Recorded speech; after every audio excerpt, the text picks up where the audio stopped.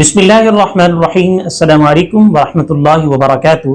नाज़रीन मोहतरम, social media पर अक्सर ये बात सुनने में आती है, देखने में आती है, बहुत सारी वीडियो जो है वायरल हो रही होती हैं कि जो इंसानी जिस्म पर तिल होते हैं मुख्तलिफ जगहों पर होते हैं और बताया जाता है इल्मी वुसात के तहत कि इसका फला फ़ायदा है, इसका फला फ़ायदा है, इसका फला फ़ायदा है, और इल्मी बाहिस होती है और जिसके ज़रिए से मुझे और आपको बताया जाता है वीडियो की शक्ल में।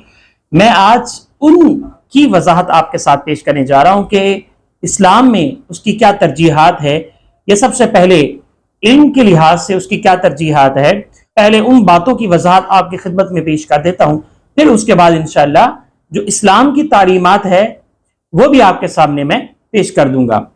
सबसे पहले ये बात नोट कर लें कि जो लोग कहते हैं कि अगर जिस्म के मुख्तलिफ आज़ा पर, जैसे सर पर, लिप्स पर, नोज पर, आइज पर और इसी तरह से आईब्रूज पर, हाथों पर, चेस्ट पर, मुख्तलिफ जगहों पर वो मुख्तलिफ जो है फायदे और मुख्तलिफ नुकसान बताते हैं, वो आपके सामने मैं अब पेश करता हूं।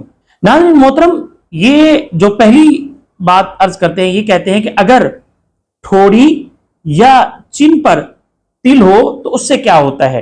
कहा जाता है कि उससे मुतवाज़िन जिंदगी लोग गुजारते हैं, जिन पर ठोड़ी पर जो है वो तिल हो वो मुतवाज़िन जिंदगी गुजारते हैं और काफी हद तक पुरकशिश और जाज़िब शख्सियत के मालिक होते हैं। इसी तरीके से बाज लोग कहते हैं कि दाएं रुखसार पर अगर तिल हो तो उससे क्या होता है।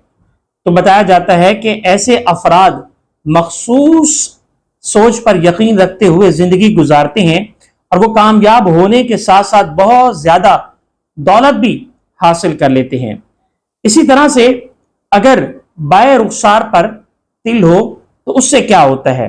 अगर आपके दाएं रुखसार पर तिल है तो आप हसास तबीयत के मालिक होने के साथ साथ शायराना मिजाज भी रखते हैं।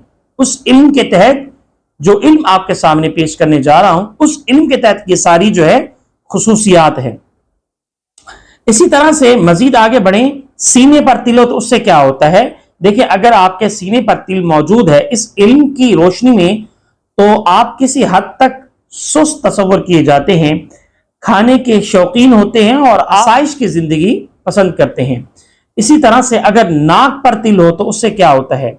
बताया जाता है अगर आपके नाक पर तिल मौजूद है तो आपको जल्दी गुस्सा आ जाता है और बहुत जारहाना रवैया इख्तियार करते हैं और दूसरों के साथ फ्लर्ट करते हैं।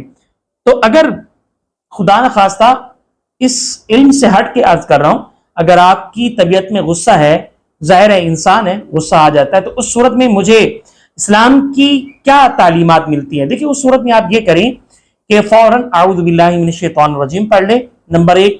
नंबर 2, और अगर बोल रहे हैं तो कोशिश करें खामोश हो जाएं। नंबर 3, अगर खड़े हैं तो बैठ जाएं। नंबर 4, इसी तरह से पानी पी लें। तो ये है, अगर बैठे हैं तो लेट जाएं। तो ये 4-5 चीजें हैं, इन पर अमल कर लें तो इंशाअल्लाह अल्लाह सुब्हानहू व तआला आपकी मदद फरमाएगा। इसी तरह से हथेली पर अगर तिल है तो उससे क्या होता है। जिन लोगों के हथेली पर तिल होता है उनके बारे में कहा जाता है कि वो अमीर होते हैं। अगर आपकी हथेली पर तिल मौजूद है तो आप मुस्तकबिल में अमीर हो जाएंगे, इस इल्म की रोशनी में जो आपके सामने पेश करने जा रहा हूं। अब मजीद आगे बढ़े तो पांव पर तिल हो उससे क्या होता है। देखिए, अगर आपके किसी एक पांव में तिल मौजूद है तो ऐसे लोगों के बारे में कहा जाता है कि वो शौकीन होते हैं घूमने फिरने के, इस तरह का मामला होता है। अच्छा जी, आगे फिर कंधे पर अगर तिल हो तो उससे क्या होता है। अगर आपके कंधे पर तिल है तो हकीकत में आप बहुत जल्द रद्द-ए-अमल को जाहिर करने वाले, समझदार और हर तरह के हालात को हैंडल करने की सलाहियत रखते हैं। अगर आपके दोनों कंधों पर किसी भी जानिब तिल मौजूद है तो आपका शुमार उन लोगों में होता है जिन पर लोग भरोसा करते हैं, और ऐसे लोग कभी कभी बोर भी होते हैं या बोर नहीं होते, दोनों सूरतें मुमकिन है। बहरहाल, इसी तरह से आगे बढ़े तो आंखों में तिल, जिनकी आंखों में तिल होता है, इस इल्म की रोशनी में क्या होता है। अगर आपके दाएं आंख के आई बाल में तिल मौजूद है तो आप अपनी जिंदगी में بہت دولت حاصل کریں گے. اور اگر آپ کے بائیں آنکھ میں تل ہے تو ایسے لوگوں کے لیے خیال کیا جاتا ہے کہ وہ مغرور ہوتے ہیں. تو دیکھیں مغرور یہ جو ایک تکبر ہے، اس کو ختم کرنے کے لیے جو اسلام کی تعلیم ہے وہ یہی ہے کہ جن پر آپ کو غرور آ رہا ہے، اپنی دولت پر غرور ہے، اس کو صدقہ کر دیں. ایک بات. دوسری بات یہ ہے آپ کو عاجزی میں لائیں، اللہ کے سامنے اپنے آپ کو پیش کریں. یا اللہ اس بات پر مجھے غرور ہے، یا اللہ یہ تیری دی ہوئی چیز ہے اور تیری امانت ہے، میرے حقیر آدمی کی کیا اس میں ویلیو. اس طرح کی باتیں اللہ سے شیئر کریں اور تنہائی میں، تو امید ہے انشاءاللہ اللہ تعالیٰ آہستہ آہستہ تکبر کو، غرور کو ختم کر دے گا. آگے بڑھیں تو آئی برو کے نیچے اگر تل ہے تو اس سے کیا ہوتا ہے؟ اگر آپ کے آئی برو کے نیچے تل ہے تو آپ تخلیقی صلاحیتوں کے مالک ہیں. آپ کے نئے آئیڈیاز اور نئی چیزیں بنانے میں آپ مہارت رکھتے ہیں، آپ فنکارانہ شخصیت رکھتے ہیں. اگر آپ کے کان پر تل ہے تو پھر آپ کیا کر سکتے ہیں؟ دیکھیں جن افراد کے کان پر تل ہوتا ہے وہ بھروسہ اور اعتماد کے قابل سمجھے جاتے ہیں. ایسے لوگ بہت محبت کرنے والے ہوتے ہیں اور فیملی ان کے لیے سب سے زیادہ اہمیت رکھتی ہے. اسی طرح سے آگے بڑھیں تو گردن پر اگر تل ہو تو اس سے کیا ہوتا ہے؟ اگر آپ کی گردن پر تل موجود ہے تو آپ اچھی شخصیت کے مالک ہیں اور دوسرے لوگ بھی آپ کو پسند کی نگاہ سے دیکھتے ہیں. اگر آپ کے بازو پر تل ہے تو اس سے کیا ہوتا ہے؟ تو ایسے افراد جن کے بازو پر تل ہوتا ہے ان میں صحیح فیصلہ کرنے کی صلاحیت موجود ہوتی ہے، ان میں جھجک نہیں ہوتی، جارحانہ اور فیصلہ کن رویہ رکھنا ان کی نیچر میں شامل ہوتا ہے. اسی طرح سے اگر آپ کی انگلی پر تل ہو تو اس سے کیا ہوتا ہے؟ اگر آپ کی کسی بھی انگلی پر تل موجود ہے تو ایسے لوگوں کے لیے کہا جاتا ہے کہ وہ جنگجو ہوتے ہیں. ان کی زندگی میں بہت زیادہ رکاوٹیں آتی ہیں مگر یہ اچھی طرح جانتے ہیں کہ انہیں کس طرح سے ہینڈل کرنا چاہیے. اسی طرح سے ہتھیلی پر اگر تل ہو تو اس سے کیا ہوتا ہے؟ ہتھیلی پر اگر تل ہو تو یہ خوش قسمتی کی علامت سمجھی جاتی ہے. تو یہ ناظرین محترم چند چیزیں میں نے آپ کے سامنے بیان کی ہیں. یہ یاد رہے کہ اسلامی تعلیمات کے مطابق یہ ساری باتیں آپ کی خدمت میں نے پیش نہیں کی. ایک علم ہے اور اس علم میں باقاعدہ جو ہے تحقیق کی جاتی ہے، باقاعدہ جو ہے ایک سوچ ہوتی ہے، ایک گمان ہوتا ہے، ایک نظریہ ہوتا ہے. اس نظریے کے تحت یہ بات کی جاتی ہے. اسلام کہتا ہے ہر چیز اللہ کے حکم سے ہوتی ہے، جو اللہ چاہتا ہے وہی ہوتا ہے اور اللہ جو نہیں چاہتا وہ نہیں ہو سکتا. یہاں تک کہ اگر اللہ نہ چاہے تو پتہ بھی نہیں ہل سکتا، اور یہاں تک کہ اللہ نہ چاہے تو یہ زمین کی جو سرکولیشن ہو رہی ہے یہ بھی نہیں ہو سکتی، اور اللہ نہ چاہے تو آسمان بھی اپنی بلندی پر نہیں ہو سکتا. تو پھر یہ ساری چیزیں اللہ کی چاہت پر ہوتی ہیں. بہرحال بعض لوگوں کی علمی وسعت ہوتی ہے اور وہ اس روشنی کے تحت اپنی آراء دے دیتے ہیں. اسلام کی رائے یہ نہیں. اسلام یہ کہتا ہے کہ هو الذی خلق السماوات والارض، زمین و آسمان کی تخلیق کرنے والی ایک ہے، ذات ہے. وہ کون ہے؟ اللہ ہے. اسی طرح سے وجعلنا النہار معاشا، دین کو بنانے والا کون ہے؟ اللہ. وجعلنا اللیل لباسا، رات کو لباس کی شکل میں بنانے والا کون ہے؟ اللہ. وانزلنا من المعصرات ماء ثجاجا، یہ بارشوں کا سسٹم بنانے والا کون ہے؟ اللہ. اگر نہ بنائے تو بارشوں کی ہمت نہیں بارشیں آ جائے.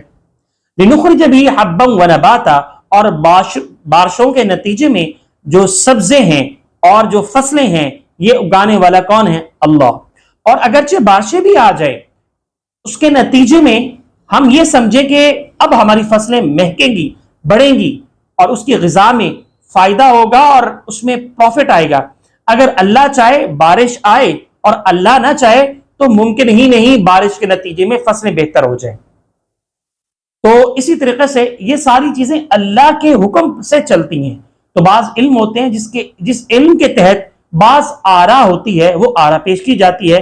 بہرحال ان اللہ علی کل شیء قدیر، اللہ سبحانہ و تعالی ہر چیز پر قدرت رکھنے والا ہے. ان تمام چیزوں پر نہ تو یقین رکھیں نہ آپ بلیو کریں، ان چیزوں سے کچھ نہیں ہونے والا. ہاں اگر ویسے آپ کا نظریہ ہے کہ عین ممکن ہے اسلام سے ہٹ کر، ویسے آپ کی تحقیق ہے وہ الگ چیز ہے، وہ علم ہے جیسے سائنس کا علم ہے اور وہ تحقیق کرتے ہیں، ریسرچ کرتے ہیں، اس ریسرچ کے نتیجے میں جو ان کا نظریہ اور سوچ بنتی ہے وہ بتا دیتے ہیں. اسلام کی جو تعلیمات ہے وہ میں نے آپ کی خدمت میں پیش کر دیا۔ اللہ سبحانہ وتعالی ہم سب کے لیے خیر کا معاملہ فرمائے۔ اگر کسی کے لیے کوئی پریشانی کا معاملہ ہے تو وہ استغفار کریں، اور اگر کوئی جلد باز ہے اور اسی طرح رزق کی کمی ہے تو یا رحمان، یا رحیم، یا کریم، یہ جو صفاتی اللہ کے نام ہیں ان کو تقریباً 100 سے زیادہ مرتبہ ہر روز پڑھیں۔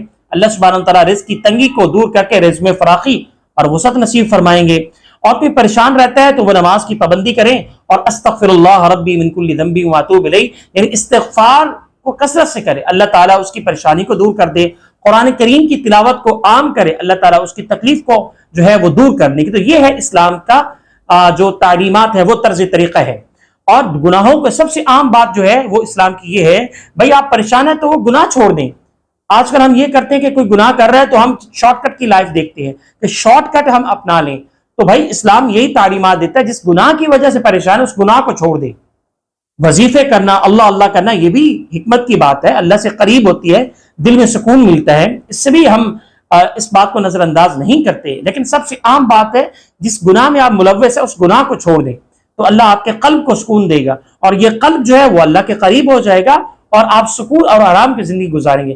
پھر بھی اگر مشکلات ہیں تو یقین مانیے کہ زندگی میں مشکلات تو ہیں، اور اللہ سبحانہ وتعالیٰ مشکلات کے نتیجے میں مجھے اور آپ کے نتائج جو ہیں، جو مقام و مرتبہ ہے وہ بلند کرنا چاہتا ہے۔ تو یہ چند چیزیں ہیں جس کے نتیجے میں نے ساری باتیں عرض کی ہیں، جو مجھے اللہ نے صحیح میرے دماغ میں زبان پر صحیح بات لائی ہیں، میں نے آپ کے سامنے پیش کی ہیں۔ جو کمی کوتاہی ہوگی ہے اللہ سبحانہ وتعالیٰ آپ کے دلوں میں اس کو محو فرمائے، ختم کر دے، اور میری کوتاہیوں کو معاف فرمائے۔ آمین۔ جزاکم اللہ خیرا۔ السلام علیکم ورحمۃ اللہ وبرکاتہ۔